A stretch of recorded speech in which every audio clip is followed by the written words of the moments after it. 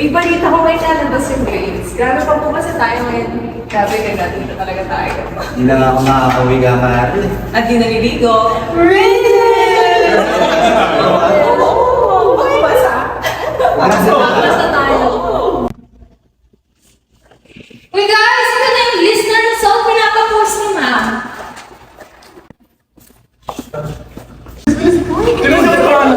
Uy! Nag-graduate na ako! Wait, tingnan mo! Nag-graduate ka!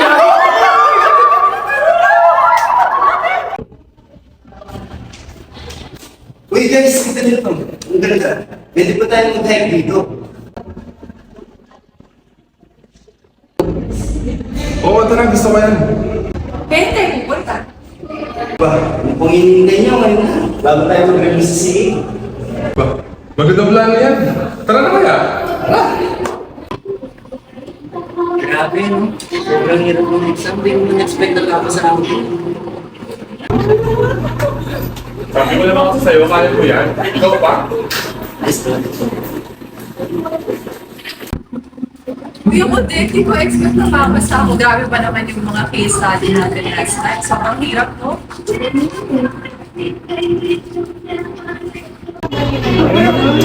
Alam niyo guys, dahil lang kasi natin yan. Di ba deserve naman natin mga ganon? Hindi ka ba nabili?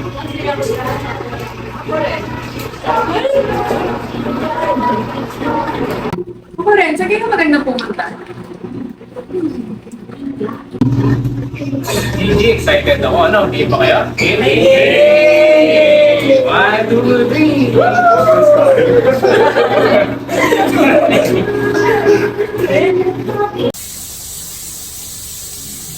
Oh, Ate! Kasi na naliligo ako. Nakita mo ba yung sinabi sa Reels? Yung sa mga pinatubo? Ang ganda, no? Sakit. Tara kaya, Ate.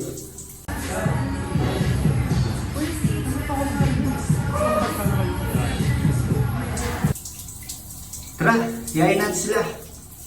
Sige, ligo muna ako ha.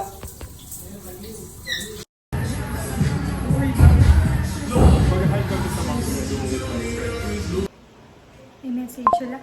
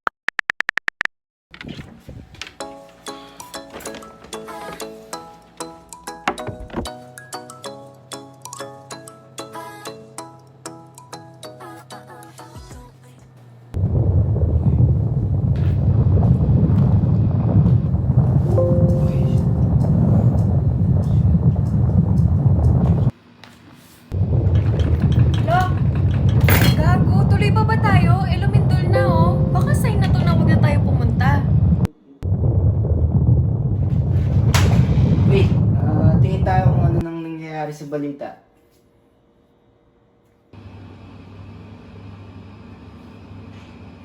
Detalye mula sa GMA Integrated News. Nakita ang normal na pagyanig ng gas sa North America at may posibilidad ng malakas na lindol sa iba't ibang bahagi ng mundo. Natitiyak kung kailan itong mangyayari at posibleng magdulot ng malawakang pinsala at posibleng marami ang maapektuhan. At yan ang balita ngayong linggo Tortillas at dahil hindi natutulog ang balita, nakatuto kami 24 oras. Call ko nga si Patrick.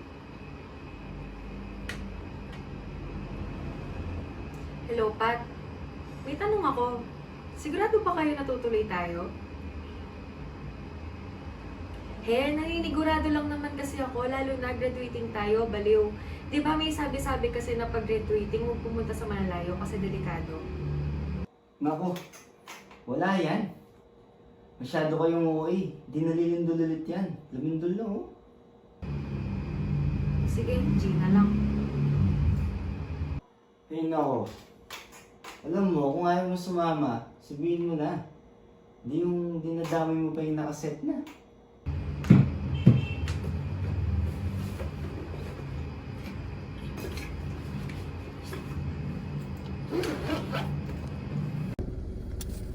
Hello, Pat? MJ, saan na kayo ni Lian? On the way na kami, malapit na. Mukhang 15 minutes na lang, nandyan na kami kina Brian. Okay, wait ka na lang namin sa labas, no?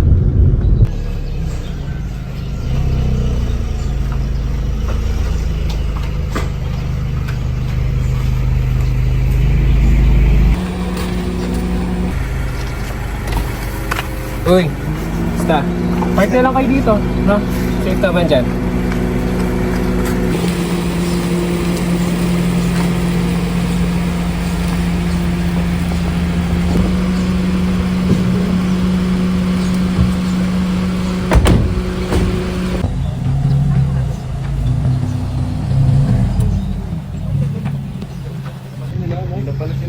Uy, yun pala.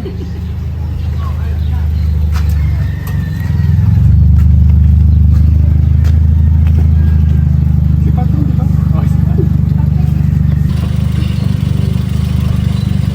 Uy! Ganun yun! Pwede nga ba?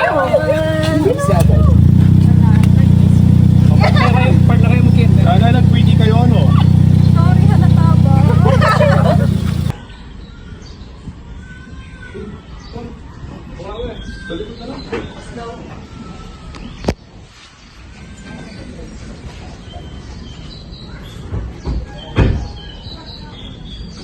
Sarap lang ako.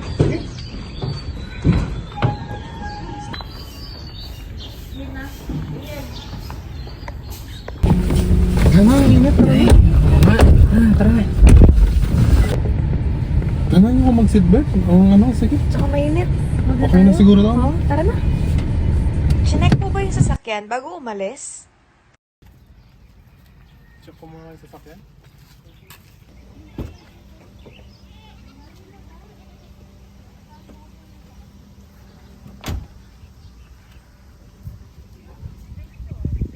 Huwag na siguro, ayos na to.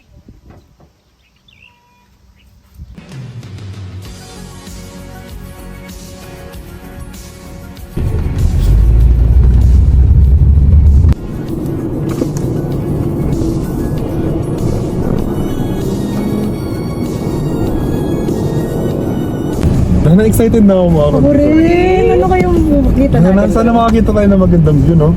Bundok siguro. Siguro malamang. Tara na, excited na ako. Sana ibig gumana yung preno. Gago! Ayaw niya! Ayaw niya gumana, gago! Dito kaya maniro ka kami. Uy, Edging! Uy! Uy!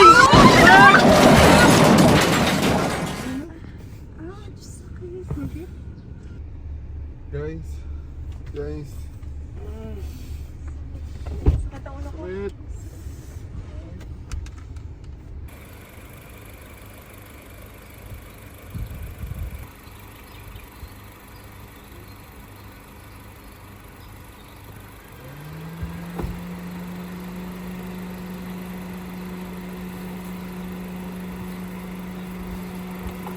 Wala, may tumutulong lang.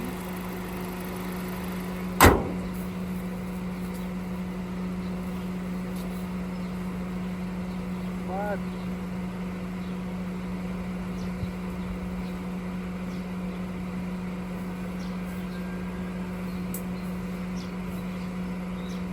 Ah! ina!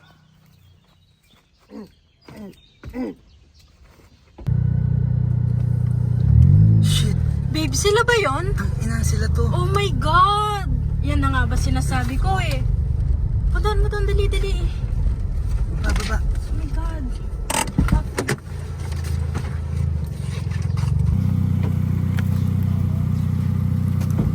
Oh, yan ang nangyari sa inyo.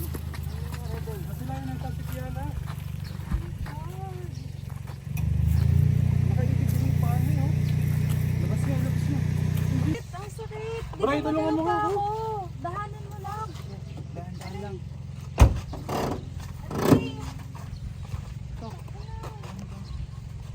Kaya, kaya? Ay, tatry ko. Aray, fuck. Alalayan niyo na maayos. Dahan-dahan lang. Ah! Hindi ko kayang ano yun yung isa. Buhatin na lang kaya kita.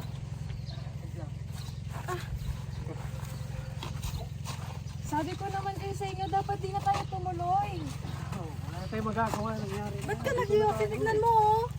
Nasa ganitong sitwasyon na nga tayo. Nag-yosi ka pa? Alisin mo nga yan. Itapon mo nga.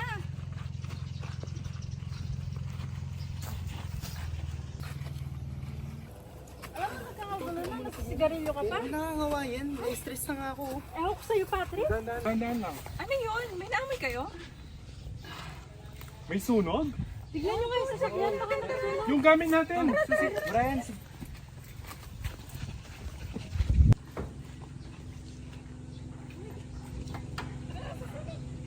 shit! Kunin yung mga gamit! Kunin yung mga gamit! Malapit na masunog to! Shit! Puputok na yung sakyan! Nasabog na yan!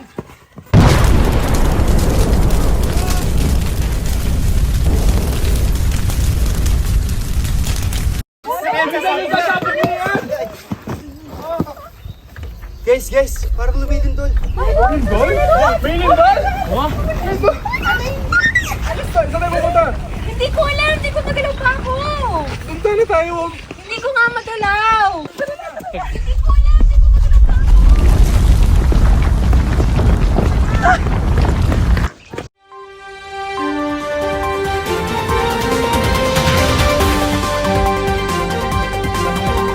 Narito na ang balita mula sa GMA Integrated News. Niyanig ng magnitude 10.5 na lindol ang sentro ng Mount Pinatubo. Inaasahang ang aftershock matapos ito magtagal ng halos 10 minuto. Narito ang mahalagang hakbang na dapat gawin sa panahon ng lindol. Sumunod sa dock, cover and hold, pumunta sa malalawak na espasyo, iwasan ang mga elevator, maging handa sa mga posibleng aftershocks, magkaroon ng emergency kit, bantayan ang mga impormasyon at iwasan ang mga mapanganib na lugar at panatilihin maging kalmado. Ang pagtupad ng mga ito ay makakatulong sa pagpapababa ng pinsala at pagpapalakas ng kaligtasan sa panahon ng lindol. At yan ang mga balita sa araw ng Miyerkules. Ako po si Chelsea Fontillas at dahil hindi natutulog ang balita, nakatuto kami 24 oras. Ikaw kasi! Ano ba, Sigarilyo ka na sigarilyo! Tignan mo tuloy nangyari sa atin. Oh my God! What happened to them? Hindi ko na nga alam anong gagawin ko kaya nga nagsisigarilyo ako eh. Tignan mo, may nabahamak. Oh.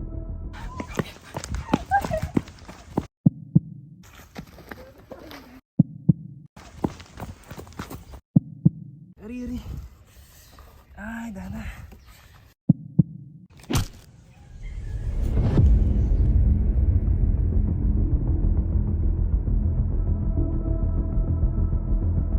Oh my God! Babe! Ah! Shit! Hindi ko na makontrol, babe! Oh my God! Babe! Ah!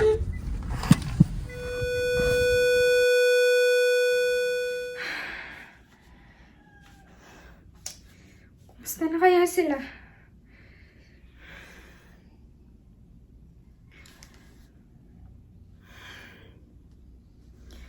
Hello 911. My name is Lakeisha. May mga kaibigan kasi ako na nag-hiking sa Mount Pinatubo. Baka kasi na-stranded sila dahil sa malakas na paglindol. Hello? Maaari ba naming malaman kung ilan sila at kailan nagpunta sa tinutukoy mong lugar? May 6 kasi akong classmate doon na pumunta para mag-hiking sa Mount Pinatubo. Palagay ko kasi na stranded sila doon dahil sa lakas ng lindol. Lalo na pa mo nandun yung epicenter. Maraming salamat, Lakish. Papunta na ang aming team. Makakatanggap kayo ng tawag kapag nakarating na sila sa Mount Pinatubo kung saan gaganapin ang search and rescue.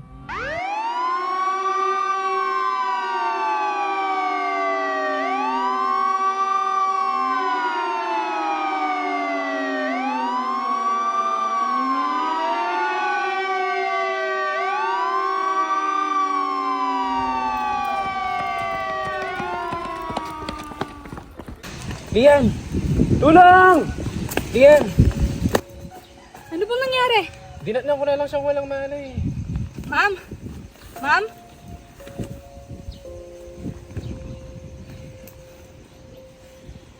Wala na to. Bali, meron kaming 6 patient na na-rescue doon sa Pinatubo. So, meron kaming 6 patients right now. We received them from Mount Pinatubo crater kasi doon yung epicenter ng earthquake. So, yung dalawa, head injury. Yung isa, sobra yung injuries from the car accident while going to the crater, I guess. Tapos yung isa, head injury, unconscious siya. Yung isa, dead on arrival na siya doon sa Mount Pinatubo pa lang. Tapos siya, nakakuha rin siya. meron akong dalawang may fracture, tapos yung isa naman, minor injuries lang. Nandito sila, Doc.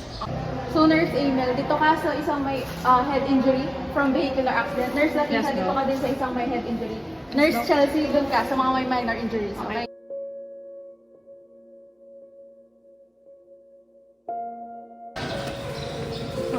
Yes, Doc.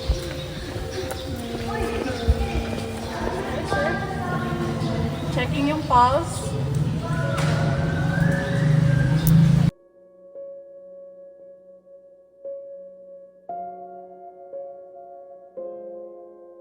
Kumusta na to? Doc, unconscious siya pero may pulse pa. Sige, continue monitor. Papunta na yung ambulansya. Okay, Doc. Okay.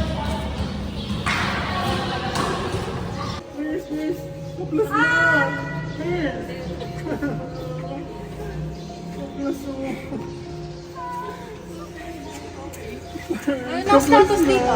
Doc, mga minor injuries po. Ito, sinestabilize ko na yung fracture. Meron po isang patient in shock. Sir, okay ka lang? I'm Nurse Chelsea. You're in a safe place. We'll take care of you.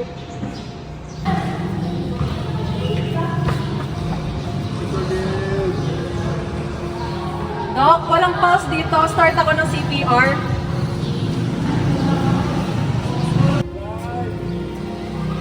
Okay lang, cycle ka. Cycle, Doc. Yayo, nagsusupo!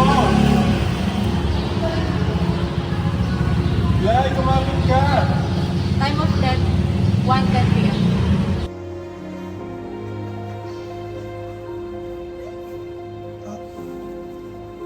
Babe? Babe? Babe! Doc! Anong nangyari sa kanya? Sir, Babe! sorry to say this, Babe! pero namatay na siya kanina pa.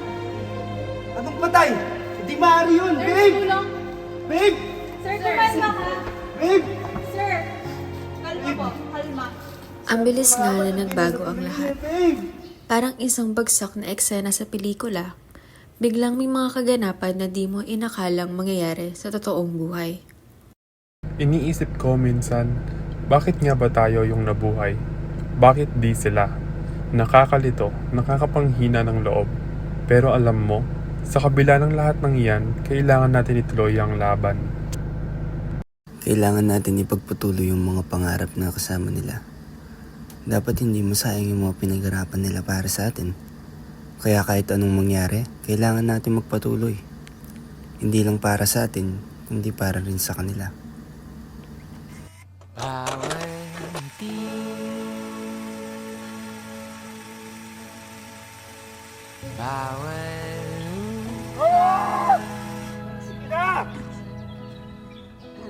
Bawat gising, bawat bikin, bawat